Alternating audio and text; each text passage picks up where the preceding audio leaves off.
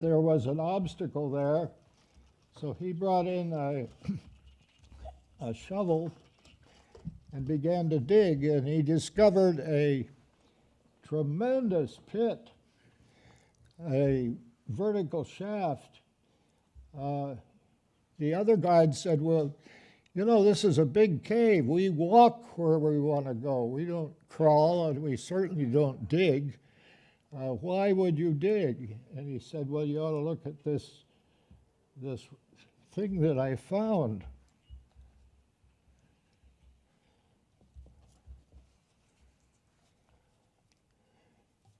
Oh, here we have it close up.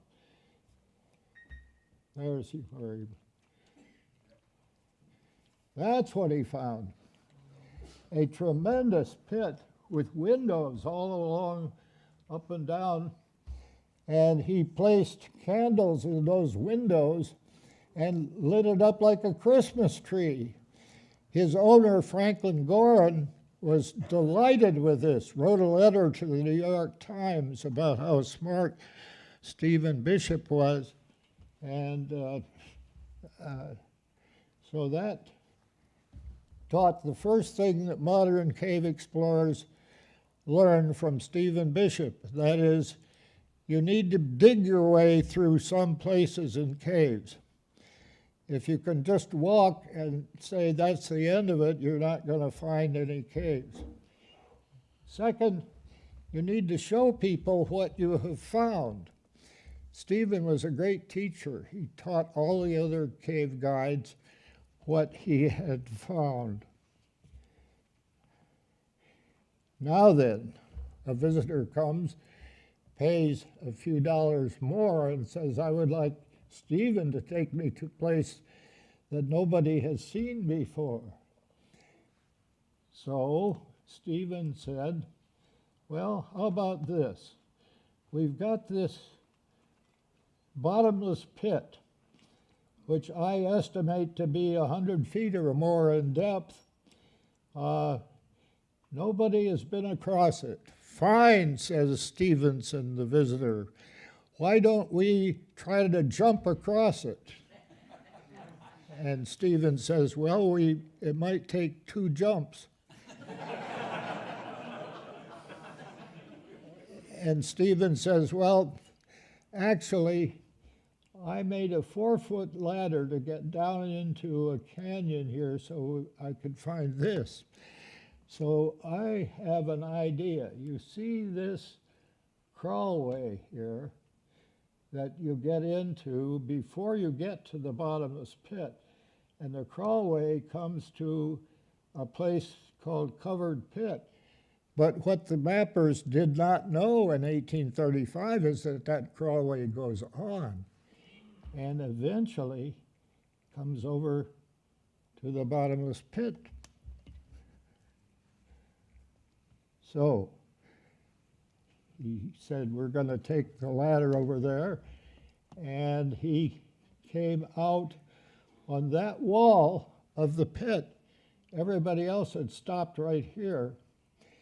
And you use the 4-foot ladder to do the last climb if you're a tourist. Now, he didn't need the ladder, but that way you assure tourists that you as a guide have their interest at heart. At any rate, he climbed up here with Stevenson and went on and proceeded.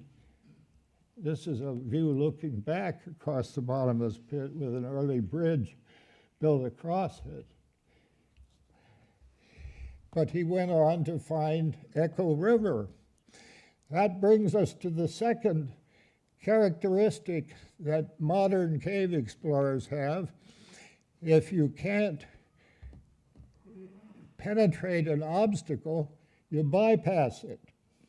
Go around it, as Stephen Bishop did. And what he found was this tremendous set of underground lakes and Echo River. This was not only on the water level, but it had an amazing characteristic. It had an echo. Now, all of you know that you sing in the shower, it sounds pretty good, whether you're a good singer or not. Well, Stephen had no shower, but he knew that when you sang in the Echo River, it was sublime. It was so unusual that he began to use his baritone voice, which was pretty good, and singing in this underground river. And so he became widely known and written about by various visitors. Eventually, the management built a couple of boats to go on Echo River, but this sound was really unusual. And I am going to teach you the sound by a song you all know called Row, Row, Row Your Boat.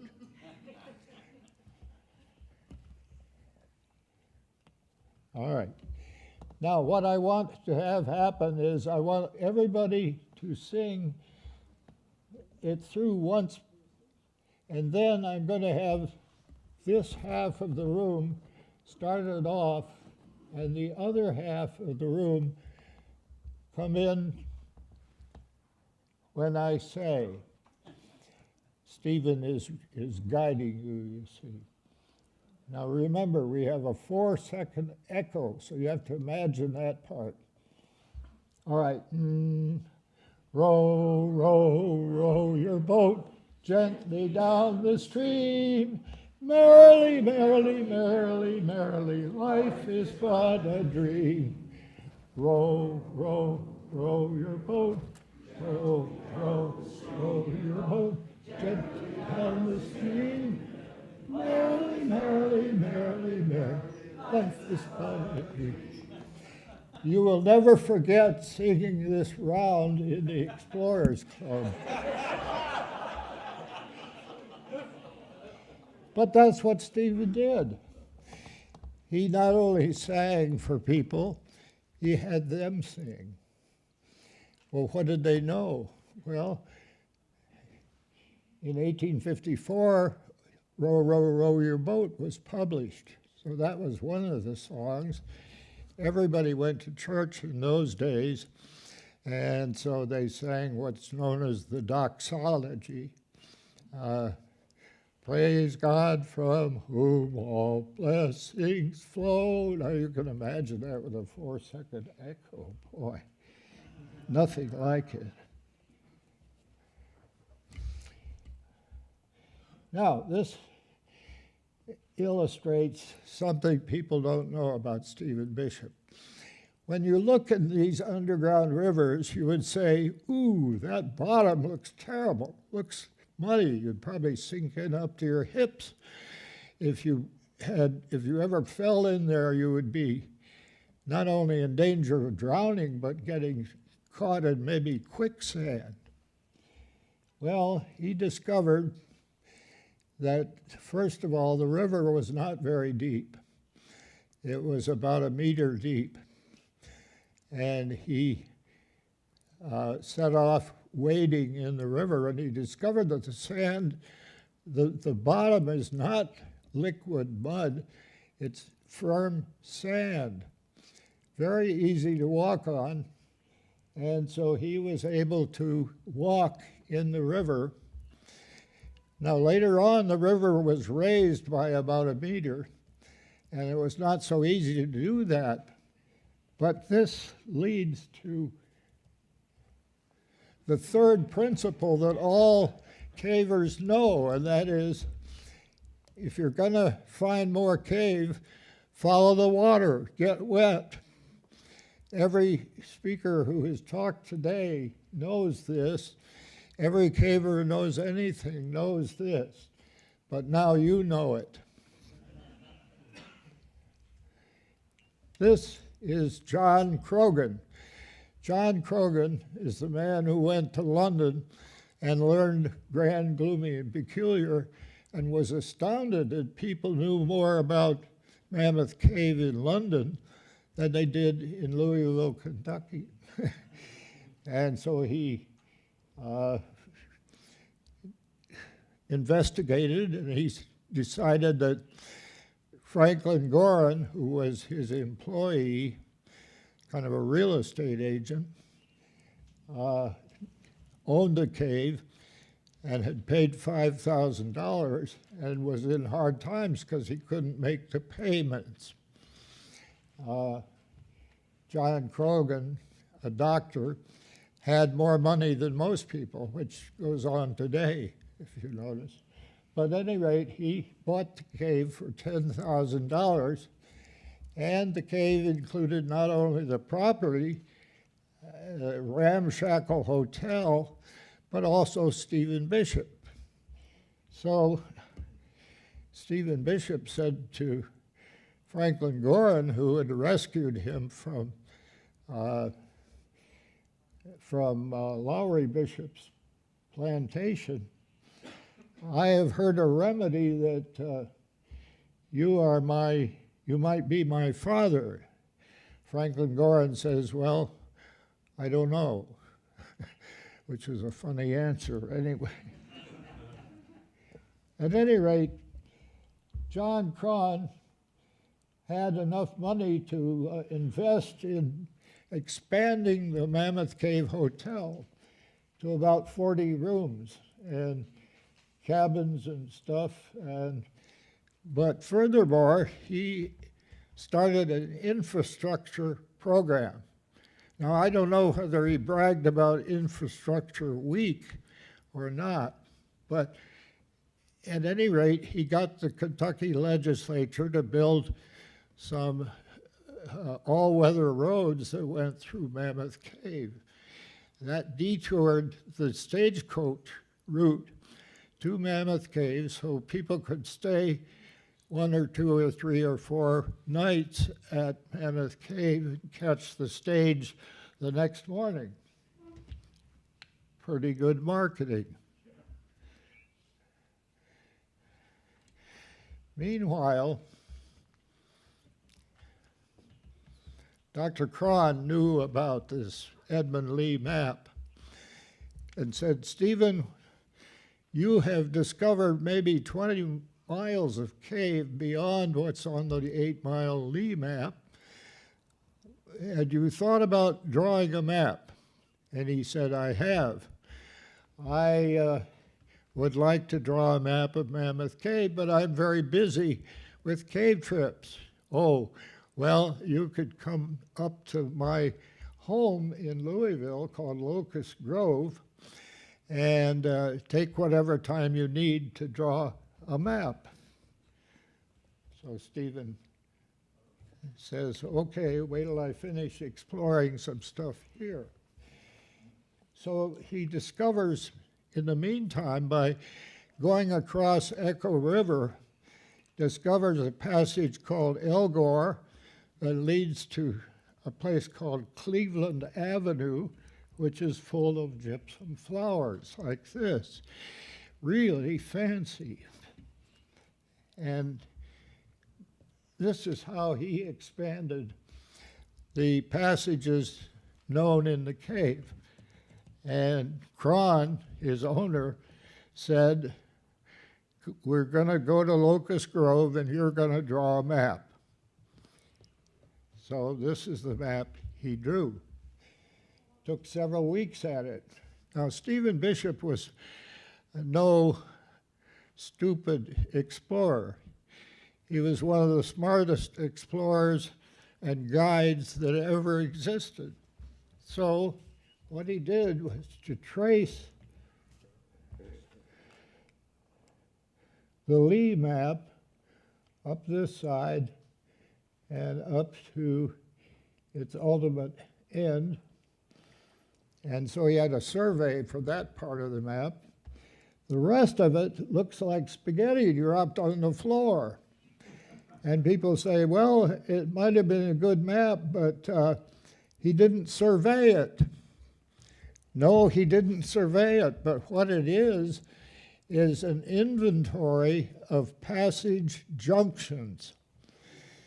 In other words, it was a pretty good map for navigating, not a map for drilling holes. Oh, what do I mean by that? Well, let's look at an early part of it. He had discovered the way to get to Mammoth Dome. And this red arrow is pointing to Mammoth Dome, which he sketched on the map. It goes through Sparks Avenue and goes to the bottom of Mammoth Dome, which he knew came into, at the top of Mammoth Dome is Little Bat Avenue. So the connection through there he knew about, and he discovered. Here's the bottom of Mammoth Dome, which is the tallest dome in the entire system. And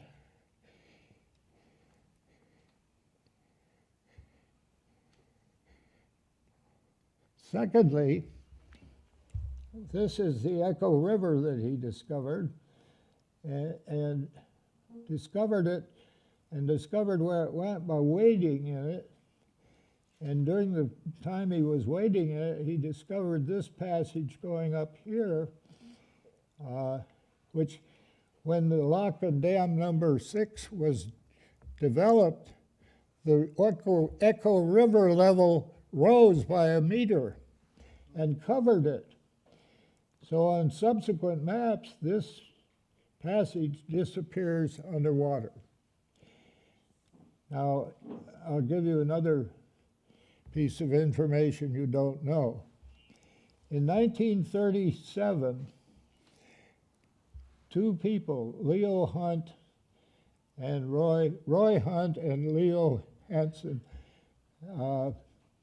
were working for the Kentucky organization that was buying the land for the national park. The manager offered a bounty for any passages discovered because they would make the cave more valuable and more likely to be a national park. So Hunt and Hansen went into Echo River. They had seen this map, that there was a passage there that was barely shown when the river level was low. They went in it, and they went about a quarter of a mile up there, left their initials, came back, and they said to the manager of the cave, "We want to collect the bounty." And he said, "Oh, I forgot to tell you, the bounty has been repealed and we don't pay that anymore." And they said, "You're never going to see what we found." This was the connection route from the Flint Ridge Cave system off here through Hansen's Lost River into Mammoth Cave. And this is the place where John Wilcox said, "I see a tourist trail." Okay, I only want to show you one passage here. Comes down here. This is Cleveland Avenue, and Cleveland Avenue comes to Cron Hall and Franklin Avenue. This is an inventory of junctions. Okay, so this is the fourth principle that all cavers know. You need to map. You need to be able to use maps to find more cave. All right, let's look at another aspect of this people don't know. John Cron knew that there was a huge room in the cave called the Temple, or, well, anyway, you can read it, I can't. At any rate, he said, "I'm going to build a hotel there and have coaches, horse-drawn coaches, to haul visitors to this hotel." Stephen Bishop said, well, that sounds like a big investment. What if people don't want to live in an underground hotel? He said, well, it's my idea, so it must be good. And Stephen said, well, it's a big room, all right. You could build a big hotel there, but that doesn't sound prudent. Why don't you build one or two rooms closer to the entrance? Try out the idea. So Stephen Bishop invented test marketing. It was a bitter failure. Nobody who stayed in one of these rooms wanted to stay there again. It was too dark, it was too damp, it was a midnight hell to be there. Well, Dr. Cron said, well, actually, people are agitating for me to build a TB hospital underground. I have 2 rooms here, and those were the first 2 TB huts. He then built some more huts in another passage Stephen found. The whole experiment was a huge failure because TB, which was an epidemic in that part of the country, was devastating. On the East Coast, it was smallpox that was devastating everybody. But at any rate, their hospital didn't work at all. It was a failure. So we now have the 5th principle, which is not only would Stephen sing, he was an expert at explaining and telling about the cave. So most cavers can't sing that well. Now, if you're a caver, I want you to learn to sing better. But you can tell people about what you find, as people have done during this presentation. All right. John Cron died in 1849. His will freed Stephen and his family in 7 years. And indeed, Stephen, by this time, through his tips, had bought a farm of 100 acres. He became sick in 1857 and died of tuberculosis. Thomas, their son, he married Charlotte Bishop, and their son was 14. He wanted to be a farmer, not a caver.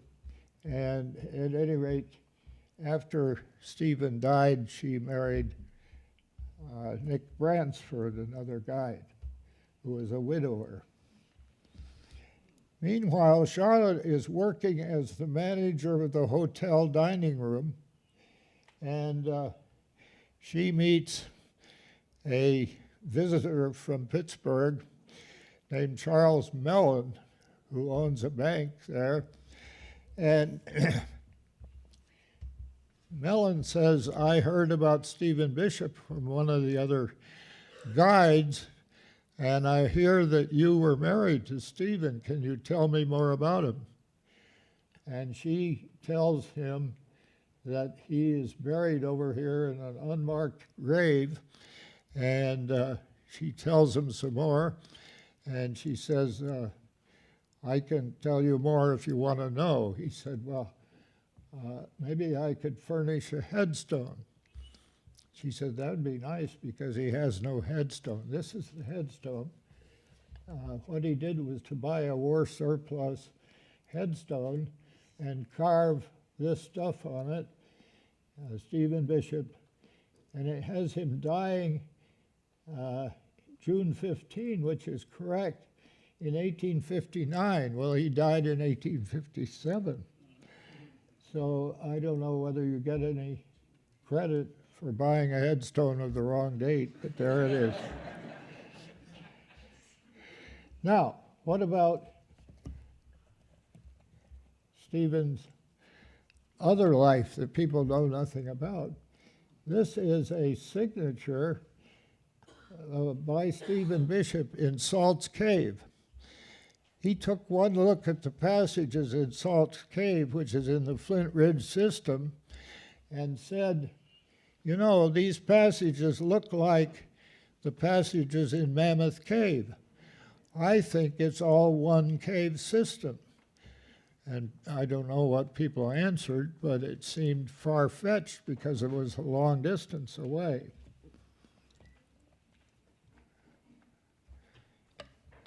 During his lifetime, Stephen Bishop was well known from the memoirs that people wrote, the letters they wrote, the newspaper articles they wrote. Bayard Taylor, who was a journalist at the time,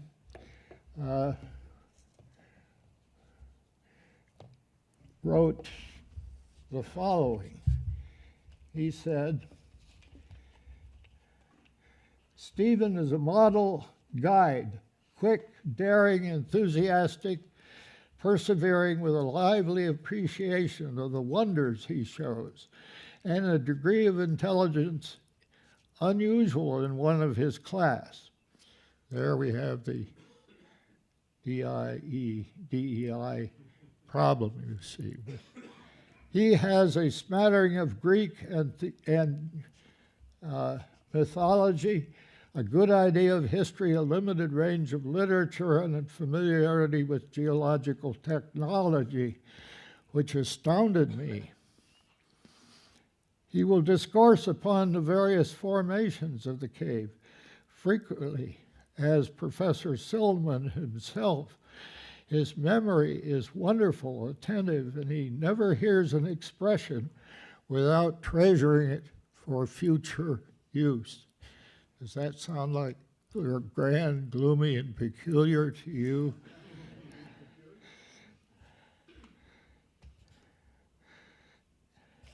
He has sagacity enough to collate and arrange, and he rarely confuses or misplaces his material. I think no one can travel under his guidance without being interested in the man and associating him with the memory, with the realm over which he is chief ruler. Again, there were other sources of information people had about Stephen, but Franklin Gorin's tribute in 1868, after Stephen had died, that is probably the most poignant story. He said, I placed a guide in the cave, the celebrated and great Stephen, and he aided in making the discoveries. He was the first person to ever cross the bottomless pit.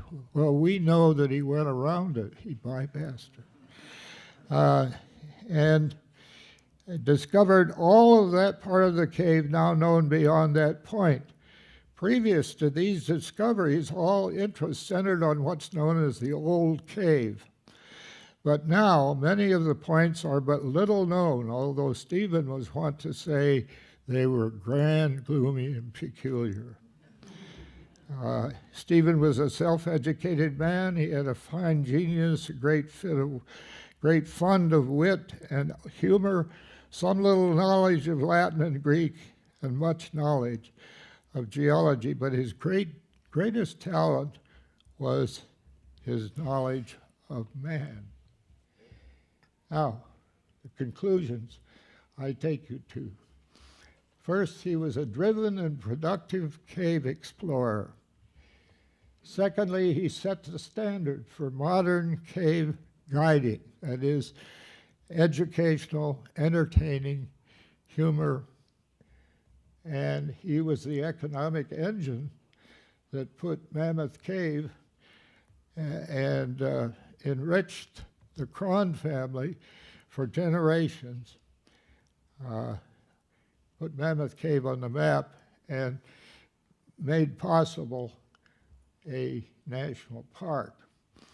I have to acknowledge some assistance in putting this presentation together. Angelo George and Gary Odell wrote a superb history of this. I wrote a book called Grand, Gloomy, and Peculiar. See, I'm a cave explorer, so I use the expression. And Jackie Wheat supplied some of the photos, and Chuck DeCroy provided some of the photos. So that's me in Sand Cave at a much younger age. Thank you.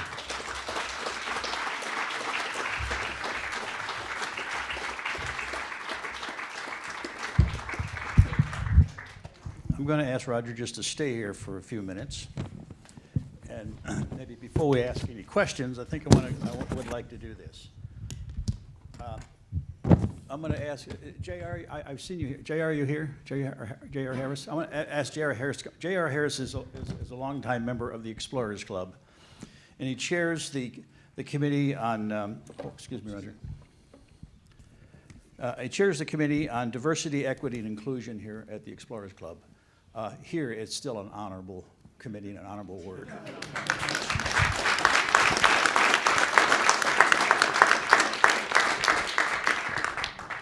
And the Explorers Club was founded in 1904, so Stephen Bishop comes way before the Explorers Club. But certainly everything he did would qualify him to be part of this organization. So Jara, would you come up here and explain what's going to happen? Yeah, maybe turn some lights on. It's kind of hard to. J.R. Harris. Hello, everybody. Actually, it's going to take me a few minutes. I have some slides here I want to show you about the. Let me share this with you. About the Society of Forgotten Explorers.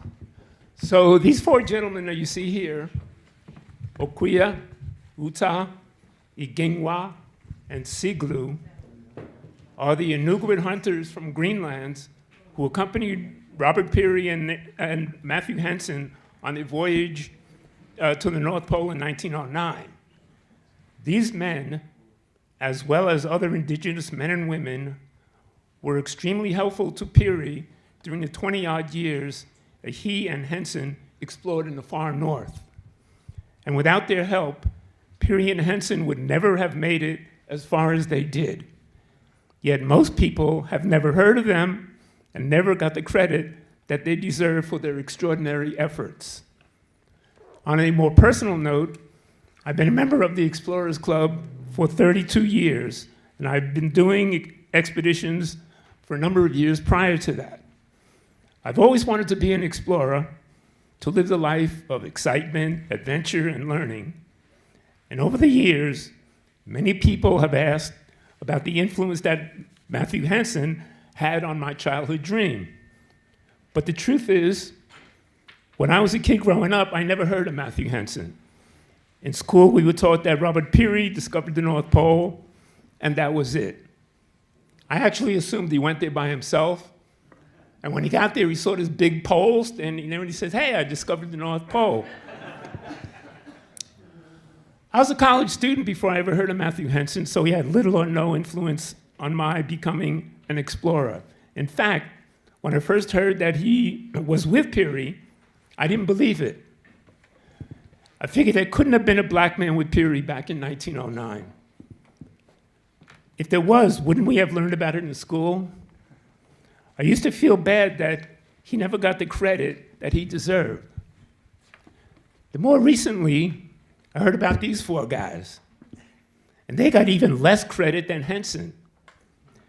It occurred to me that there were plenty of other men and women who in the past did extraordinary feats of exploration, yet never got any credit, and nobody ever knew who they were.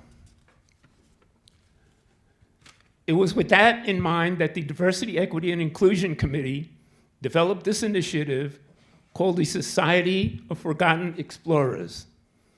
It is a platform whereby the Explorers Club can recognize and appreciate the accomplishments of overlooked pioneers who are deceased, were with emphasis on indigenous as well as female explorers, and those who were not elected Explorers Club members or who were active before the Explorers Club was founded. The society will make them well known and will tell their stories. These 4 men became the charter members. Now there are young Inugui kids who can look up to them with pride and perhaps be influenced by them to become explorers. Currently, there are 34 members of the Society of Forgotten Explorers. Here is a very brief look at a few of them. This is Isabella Bird, can't really see it here. First woman fellow of the Royal Geographical Society and fellow Royal Scottish Geographical Society as well. Ibn Battuta is a Moroccan explorer whose expeditions took him further than any other traveler of his time. Beryl Markham, the first woman to fly nonstop across the Atlantic Ocean from east to west. Ipirvik was an Inuit guide and hunter who kept Francis Hall's team alive for 6 months on an ice sheet after his ship sank, and they were in the ship called the Polaris, sank. They 6 months on an ice, and he was able to get food for them and find them and kept them all alive. Then Sacagawea, a Shoshone woman who helped the Lewis and Clark expedition achieve their chartered mission objectives. There's Everett Roos.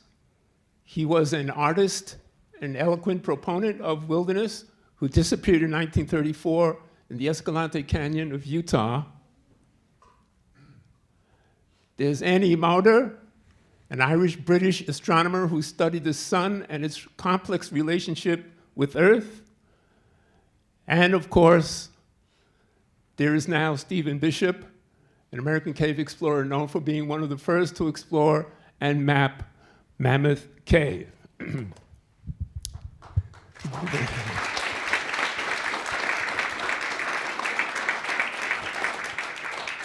Now, if there are people here you've never heard of, that's the whole point. The society exists to shine a light on them, and they are not meant to be an exclusive group. Rather, the society specifically is intended to be inclusive and open to all so-called forgotten explorers. It will function as an organized digital database made available to both Explorers Club members and non-members, including students, historians, and anyone else interested in explorers that have gone unnoticed or are under the radar.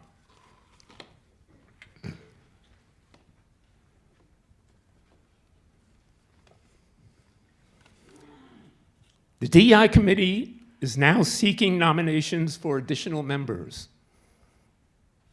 To nominate someone, simply go to the Explorers Club website, click on the link to the Society of Forgotten Explorers, and fill in the form. Each nomination should include 4 things: the Forgotten Explorer's name, a statement about who they were and what they did, a photo or image, and a biographical or background listing with internet links in support of the nomination. Every referred person, pending a review of their submitted background information, will become a member of the Society of Forgotten Explorers. Nominations may be submitted by Explorers Club members or non-members. We also invite and encourage all interested parties to submit additional information about explorers already in the database. This will serve as a further aid for students, historians, and scholars who might want to learn more about them.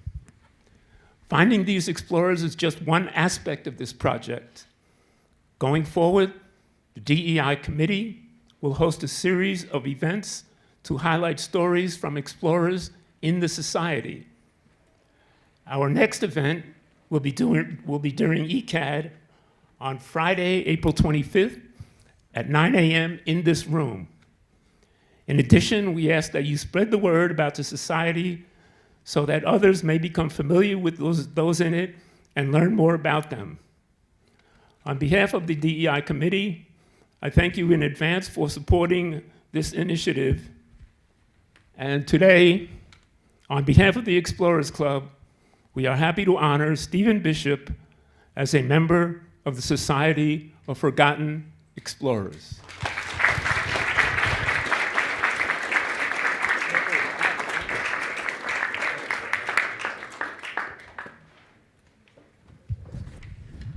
Thank you, JR. And I want to thank Roger for bringing the history of Stephen Bishop into the light. I also want to, and related to Stephen Bishop, this has been a lengthy process that started a couple of years ago. I want to thank Doug Soroka for making the nomination and for Nicola for backing that and encouraging that he be considered as a member, so thank you. Now, I know we're over, but we'll take a couple of questions for Roger, and then we're going to almost conclude, almost. I want to make one quick remark, and that is that Tina Landau, who is the co-writer of the musical Floyd Collins, which is opening at the Lincoln Center Theater on April 21st, is still alive and kicking and has 2 shows on Broadway simultaneously. She has signed the foreword for a new edition of Trapped, the story of Floyd Collins. Thank you. Any quick questions for Roger? And I know you might have a lot, and we're about ready to break into a reception, and you can talk with them during the reception. Anybody want a quick question? Roger, you would know better than anyone. Approximately how many times in Mammoth Cave did Stephen leave his signature on a wall somewhere? Well, I'll start with Salt's Cave because I have seen 3 signatures in Salt's Cave, and I have seen probably 15 to 20 signatures in Mammoth Cave. Some of them very faint, some of them with his wife, Charlotte, and a few of them are very prominent. Another question? Okay. Can I add something to that? Chris Clark, one of the rangers of Mammoth Cave, was on my expedition to Ukraine in 2017, and I took him to where the story occurred where 38 Jews survived the Holocaust by living in a cave for 500 days. So Chris Clark now and some other rangers, when they see Stephen Bishop's signature, they say now as part of the program, so why would they write their names on the cave? And he says, let me tell you about 38 people that want the world to know they existed if they never made their way out of the cave. So they actually include that story now in the dialogue of the guides in Mammoth. Okay, this makes a good segue. Yeah. Chris, my cohort in crime and co-organizer, started this whole show this morning, and I now turn it over to him for closing comments. Oh, you caught me off guard because you're the one who told me don't talk. We're going to run over.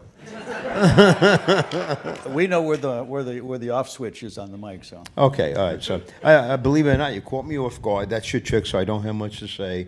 But you've seen Rusty and Barbie, the mannequins that we have. There's a story about that. And, Wait, no. This is my time. This is my time. They first appeared here. What happened there stays there. They first appeared here. This is our 5th Tales from Dark Places, but they appeared at the 3rd Tales from Dark Places, and they were late getting up here. They were supposed to be up here Thursday night, and they were shipped to Doug's house, and John was down there, and I'm getting nervous, so I called in the middle. It's late at night. And all I hear, he answers the phone, he goes, Chris, I can't talk to you now. You don't know how hard it is to dress and undress two dummies, and Lynn's helping. I said, oh my God, don't you ever tell anybody I said this. And Rusty, meanwhile, Rusty and Barbie have been living with me for 2 years until they find a place to put them over here. And it's not like I haven't had cavers, take up couch space in my fort, but they don't contribute anything to the dialogue. So anyway, it's been an honor. I know I should not have given you that microphone. That's going to go. That's going to go in your legacy. However, I've seen one of the pictures at your house, and well, okay. that bottle of wine and Barbie. Well, okay. Careful what you say. It's going to be posted. Okay. One other thing. Last year, I made a proposal that the NSS, jointly with the Explorers Club, push for the creation of a stamp honoring Stephen Bishop by the U.S. Postal Service. So that request is still pending. And the NSS backed it 100%. With that being said, Louise mentioned something about maybe some topics could be discussed over a beer or so.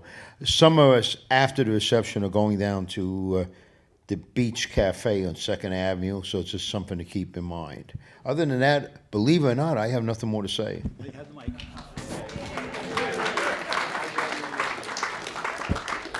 He's got, fortunately, he's got one more thing. And then everybody. Can we have the house lights up, please, completely? And I would appreciate you take photos. We're going to show our thanks to some of our speakers today, and I would ask you to come up. I would ask you to come up, and please hold your applause to the end. Okay. Larry Cohen. Oh, well, okay. Okay. By the way, I've known Larry a long time, over 20 years. And there was a time we went caving, like 25 years ago. And I think 10 years ago, we went back to the same place, and there's a little climb up. Larry is a little bit heavier. And he looked at me and goes, that's why I went back into diving. You just have to press a button and go up and down. You just go up and down. Just climbing Okay. Mike Taylor, please come up. And I'm going to thank this man publicly because he did something very special for me. In 2002, he's coming back from California, and a fellow named Peter Lane Taylor sits next to him, no relationship, and they happen to start talking, and Peter Lane Taylor says, he's a photojournalist, a writer, and he said, I'd like to do something someday about the caves in this former Soviet Union.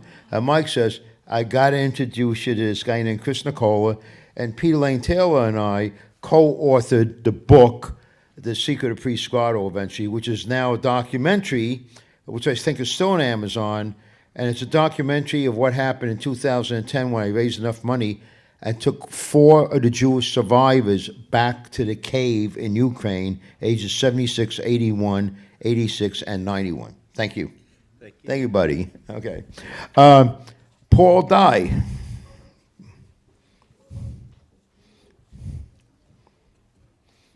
Thank you, Paul. Congratulations. Thank you. Jim P. Jim Pisarowicz. Okay. And I should mention, many, many years ago when I got into caving, one of the stories that made me want to go caving and travel foreign lands was the report on the expedition he told you about. So, and I ended up in Papua New Guinea eventually. Michael Gerard. Oh, he let Mike. So we'll call up Louis Espinaza. Okay. Louise and I have known each other since 1995. And he was a young graduate student at NYU. And a woman named Moni showed up. They were dating at the time at the Grotto meeting. And she told me the story. She said, Louise, I went to this place where all these guys, all they did was for 3 or 4 hours argue about a hole in the ground. You got to get in touch with these guys. And we've been around many places, and we were in Aruba once. The rangers asked us to teach them how to map the caves. It was a little strange because every cave we came out of Aruba had a brass plate and had the name of the cave and had the measurement. They were guessing.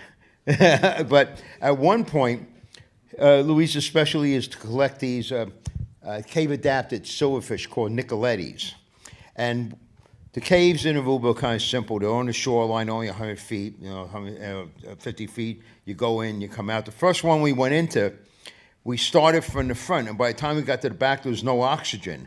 And we said, let's do the rest from the back forward, because we think we got our Nicolettes in the first cave because we sucked out all the oxygen.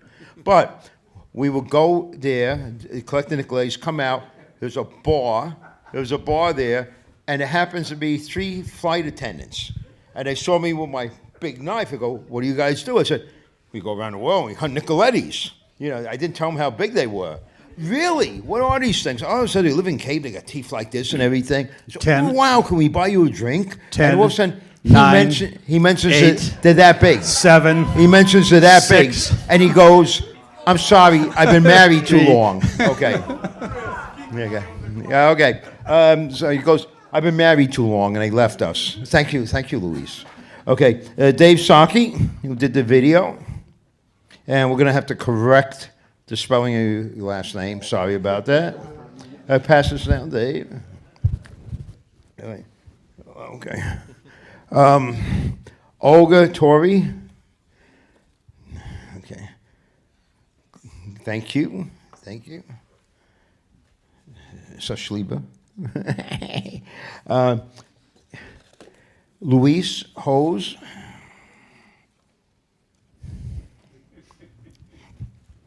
Thank you, Louise.